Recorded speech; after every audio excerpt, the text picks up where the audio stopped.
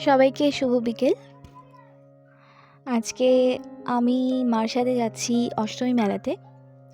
তো সকালবেলা তো মোটামুটি সবাই স্নান করতে যায়, আমি স্নান করতে যাইনি। অষ্টমী স্নানটাকে খুবই পূর্ণ স্নান হিসেবে ধরা হয়।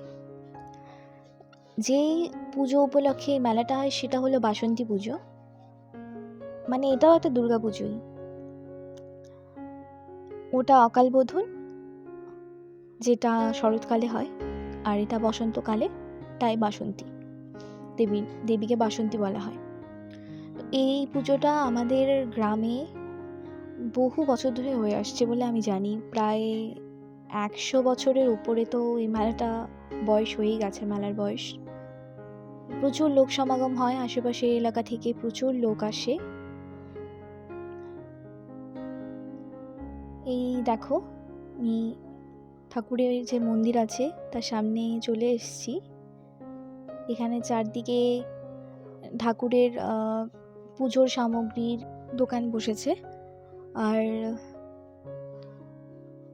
দেখতেই পাচ্ছ এখন এই সময়টাতে একটু ফাঁকা থাকবে, কিন্তু বেলা যেমনি বাড়বে সন্ধ্যার দিকটায় প্রচুর ভিড় হবে। আমার ভিড় একদমই ভালো লাগে না, তাই আমি একটু আগেই চলে এসেছি। ভোরের দিকটা থেকেই মোটামুটি লোকজন আসা শুরু হয়ে যায়। 3টা সাড়ে 3টার দিক থেকে লোকজন চলে আসে, যারা স্নান করতে আসে। তো দেখো, এটাই একমাত্র মেলা যেখানে আমি দেখেছি ছোট থেকে যে সব কিছু পাওয়া যায়। আর এমন কিছু কিছু পাওয়া যায় জিনিসপত্র যেগুলো এই মেলা ছাড়া আর অন্য কোনো মেলাতে আমি দেখি না। মানে আমি যে সমস্ত মেলাতে যাই সেই সমস্ত মেলাতে দেখতে পাই না। একদম হাটের মতো মেলাটা। এখানে এই দেখো, এসব ধামা, কুলো, বাঁশের, তারপর মাটির খেলনা জিনিস। এদিকটায় বাজার বসেছে, কারণ দেখো যারা সকালের দিকে আসে তারা স্নান করে এখান থেকে সবজি বাজারটা জানিয়ে চলে যায়। এগুলো শুকনো মাছ, নিজের শুটকি মাছ। আর ওই হলো আমাদের নদী। যেহেতু সকালে আসিনি, তো এখন নদীতে যাব, একটু জল ছিটিয়ে তো আসতেই হবে। যাচ্ছি নদীর দিকটায়।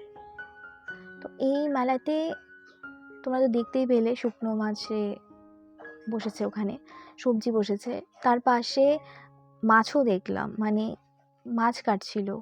তো এখানে সবই পাওয়া যায়।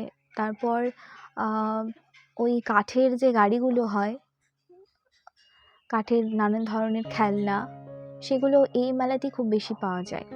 আর এই দেখো, বিশেষ আকর্ষণ হচ্ছে ঘুড়ি। এই সময়টায় আগেকার দিনে, মানে আমরা যখন ছোট ছিলাম তখন খুব ঘুড়ি ওড়াতো। এখন তো আমরা তো কাগজ দিয়ে বানিয়ে ফেলতাম ঘুড়ি, এখন তো দেখা যায় না খুব একটা। এইগুলো হলো বিন্নি ধানের খই, আর তার সঙ্গে রয়েছে চিনির সাজ, খেলনা, যেগুলোকে খেলনা বলে। তো বিন্নি ধানের খই একমাত্র এই মেলাতেই পাওয়া যায়। তো আমরা নিয়েছি, এখান থেকে আমরা নিবই, কারণ প্রত্যেক বছর একমাত্র এই মেলাতেই এই জিনিসটা পাবো, এছাড়া পাওয়া যায় না। আর বিন্নি ধানের খই খেতে খুবই ভালো। এছাড়া বাকি সব যেমনটা অন্যান্য মেলাতে বসে তেমনই।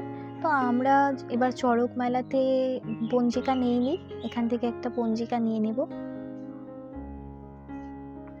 এই মদন গুপ্তের ফুল পঞ্জিকা যেটা, সেটা তো প্রায় আমাদের পশ্চিমবঙ্গের প্রত্যেকটা বাড়িতেই থাকে।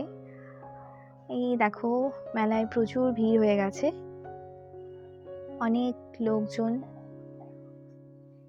এগুলো হাওয়াই মিঠাই, আমি নিয়ে নিলাম 2টো। আর এই যে মাটির জিনিসপত্রের দোকান, আমি নিয়ে নিলাম একটা রান্নাবাটি। ছোট থেকে মানে এটা আমার লাগবে, এই রান্নাবাটিটা। যাই হোক, পরে আমার হাতে এত জিনিস ছিল যে আমি আর ভিডিওই করতে পারিনি। তো যাই হোক, ভালো থেকো সবাই, আবার দেখা হবে।